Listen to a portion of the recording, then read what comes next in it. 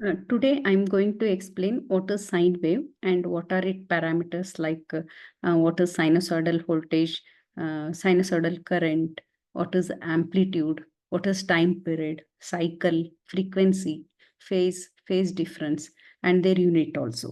So let us see the waveform here, the first waveform. This is a waveform image of sinusoidal waveform. So the sinusoidal waveform starts from 0 degree and it has got the positive cycle from here to here, and from here to here it has got the negative cycle. So this is one complete cycle.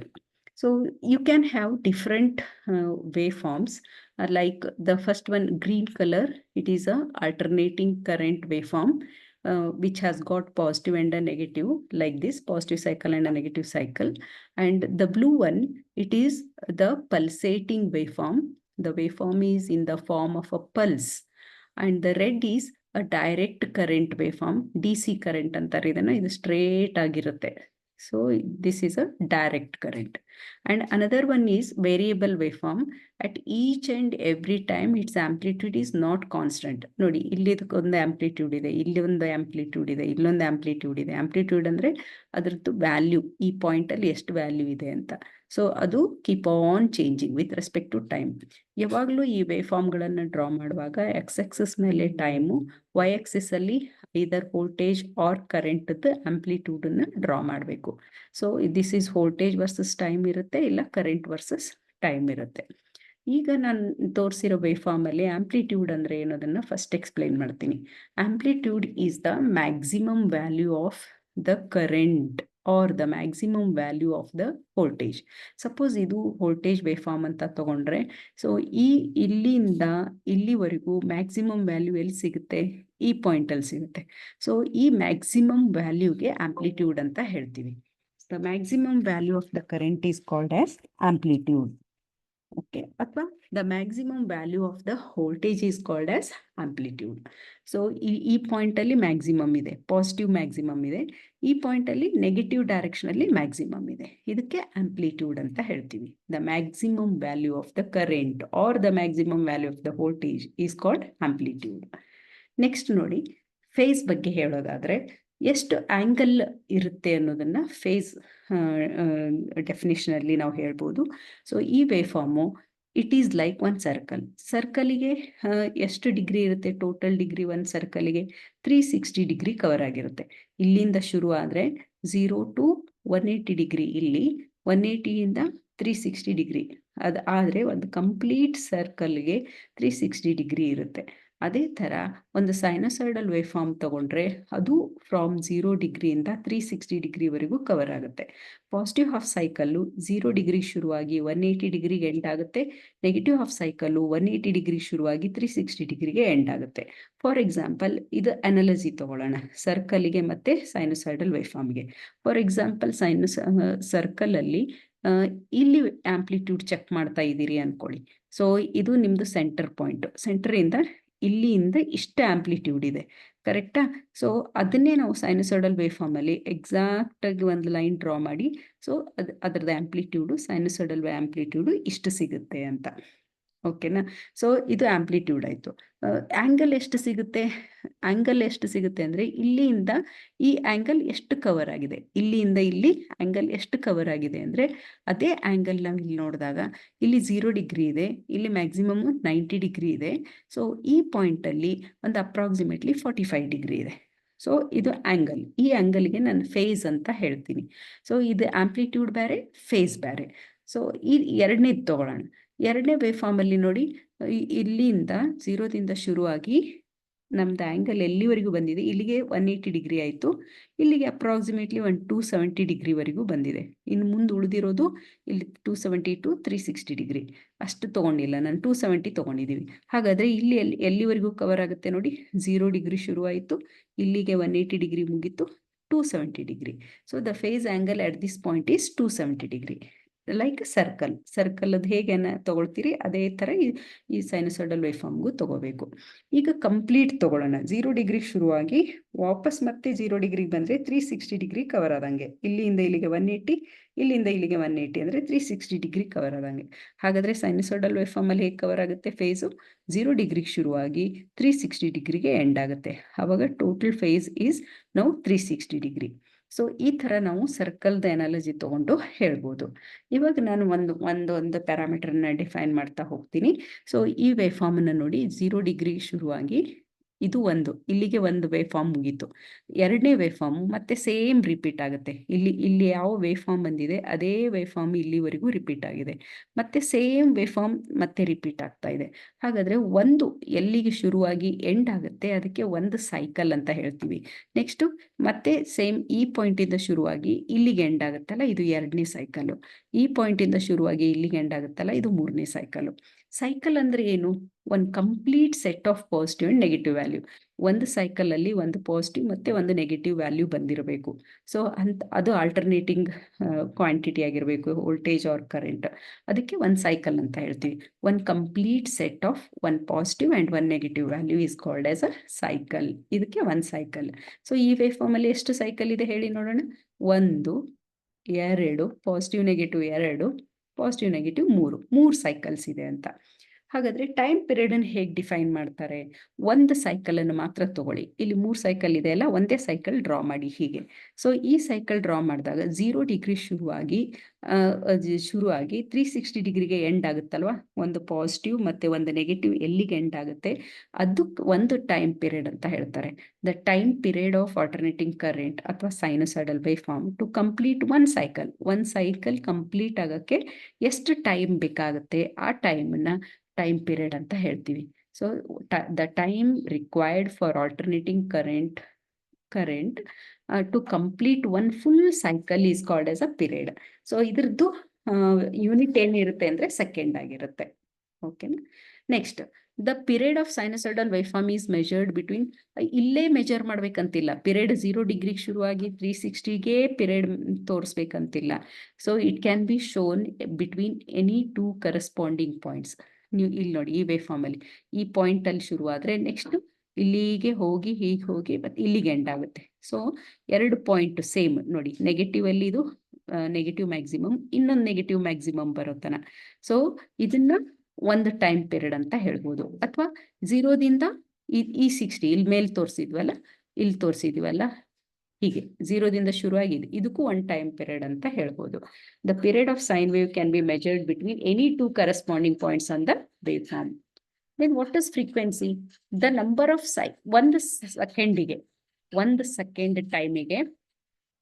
Second ಟೈಮಿಗೆ ಎಷ್ಟು cycles repeat ಆಗಿದೆ ಅಂತ. The number of cycles completed in 1 second. ನೋಡಿ, ಈ 1 ಸೆಕೆಂಡಲ್ಲಿ ಇಲ್ಲಿ ಎಷ್ಟು cycle complete ಆಗಿದೆ? This is positive and negative is 1 cycle. Positive and negative is second cycle. ಎಷ್ಟು ಸೈಕಲ್ ಕಂಪ್ಲೀಟ್ ಆಗಿದೆ? ಇಲ್ಲಿ 2 ಸೈಕಲ್ ಕಂಪ್ಲೀಟ್ ಆಗಿದೆ.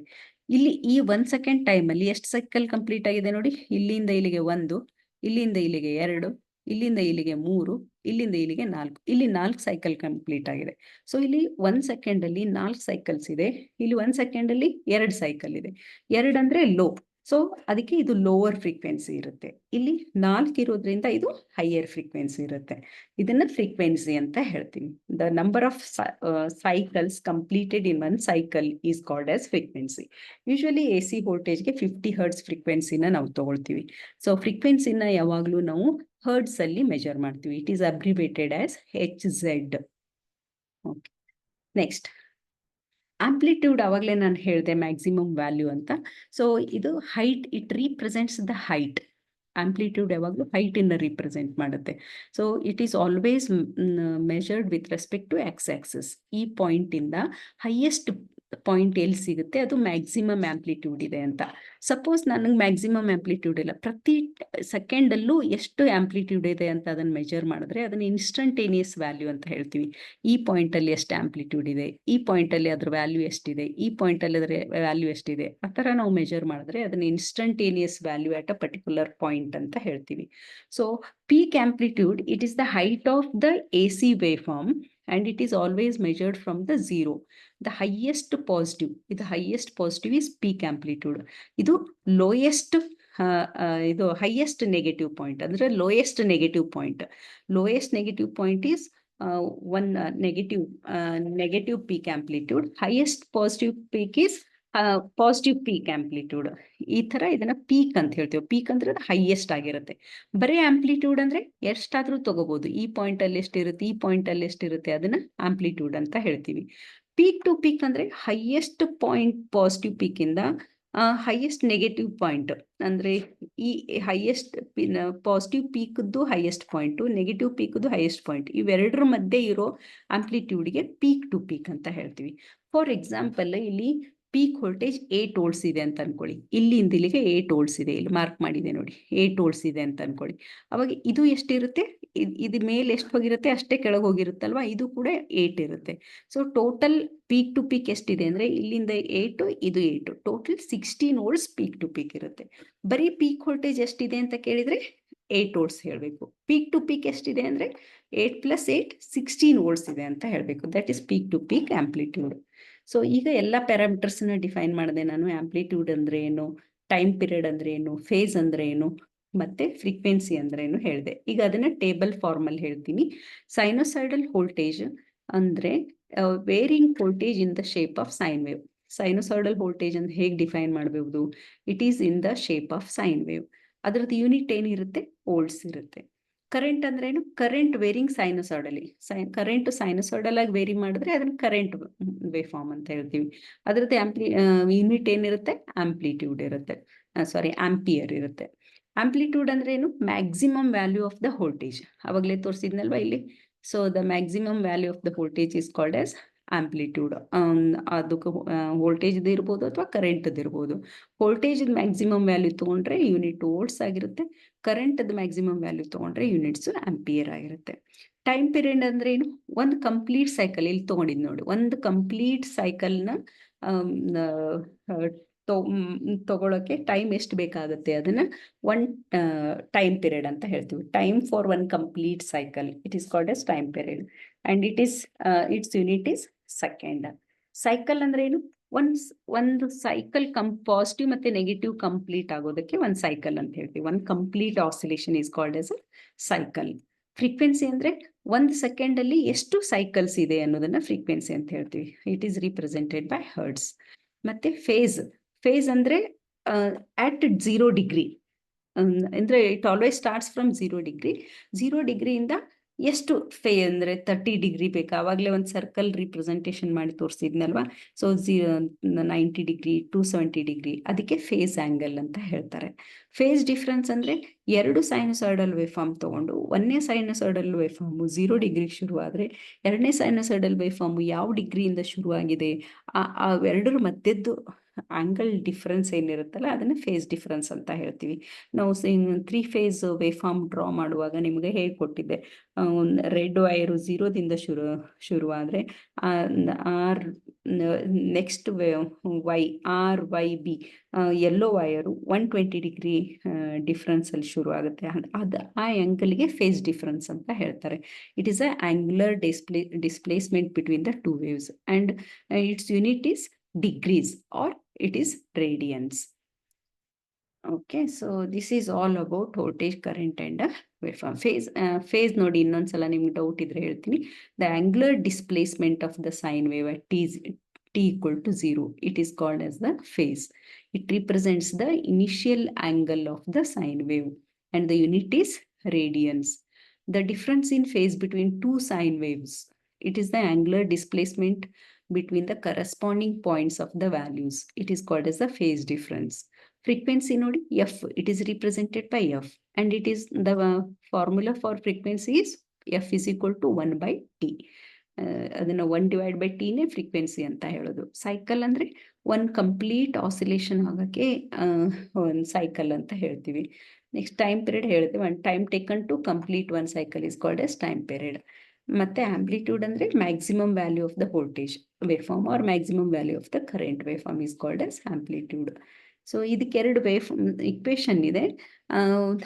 ಸಪೋಸ್ ವೋಲ್ಟೇಜ್ ವೇವ್ ಫಾರ್ಮ್ ತಗೊಂಡಿದ್ರೆ VM sine of omega t plus 5 ಅಂತ ಹೇಳ್ತೀವಿ. ಇದು ಈ ಸದ್ಯಕ್ಕೆ ನಿಮ್ಗೆ ಇದು ವೇವ್ ಫಾರ್ಮ್ ಎಲ್ಲ ಬೇಡ, ಬರೀ ಇಷ್ಟು ತಿಳ್ಕೊಂಡ್ರೆ ಸಾಕು. ಸೊ ಇದು ನಿಮಗೆ 5 ಮಾರ್ಕ್ ಕ್ವಶನ್ ಇರುತ್ತೆ. So what is sine wave and define the following parameters ಅಂತ ಒಂದು 5 ಮಾರ್ಕ್ಸಿಗೆ ಕ್ವಶನ್ ಬರುತ್ತೆ. ಏನು ಬರ್ಬೋದು? Define amplitude, define time period, define cycle, define frequency, define phase ಅಂತ ಕೇಳ್ಬೋದು. ಅಥವಾ ಒಂದೆರಡು ಮೂರು ಡೆಫಿನೇಷನ್ ಕೇಳಿ ರೈಟ್ ದೇರ್ ಯೂನಿಟ್ಸ್ ಅಂತ ಕೇಳ್ಬೋದು. ಸೊ ಈಗ ಸೈನಸಾಯ್ಡಲ್ ವೋಲ್ಟೇಜ್ಗೆ ಯೂನಿಟ್ ವೋಲ್ಟ್, ಕರೆಂಟಿಗೆ ಆಂಪಿಯರು, ಆಂಪ್ಲಿಟ್ಯೂಡ್ಗೆ ಕರೆಂಟ್ ವೇವ್ ಫಾರ್ಮ್ ಆಗಿದ್ರೆ ಆಂಪಿಯರು, ವೋಲ್ಟೇಜ್ ವೇವ್ ಫಾರ್ಮ್ ಆಗಿದ್ರೆ ವೋಲ್ಟ್ಸು, ಟೈಮ್ ಪೀರಿಯಡ್ಗೆ ಸೆಕೆಂಡು, ಸೈಕಲ್ ಫ್ರೀಕ್ವೆನ್ಸಿಗೆ ಹರ್ಟ್ಸ್, ಫೇಸ್ಗೆ ರೇಡಿಯನ್ ಆರ್ ಡಿಗ್ರಿ, ಫೇಸ್ ಡಿಫ್ರೆನ್ಸ್ಗೆ ರೇಡಿಯನ್ ಆರ್ ಡಿಗ್ರಿ, ಈ ಥರ ನಾವು ಹೇಳಬೇಕು. So this is all about the sinusoidal AC waveform and its parameters.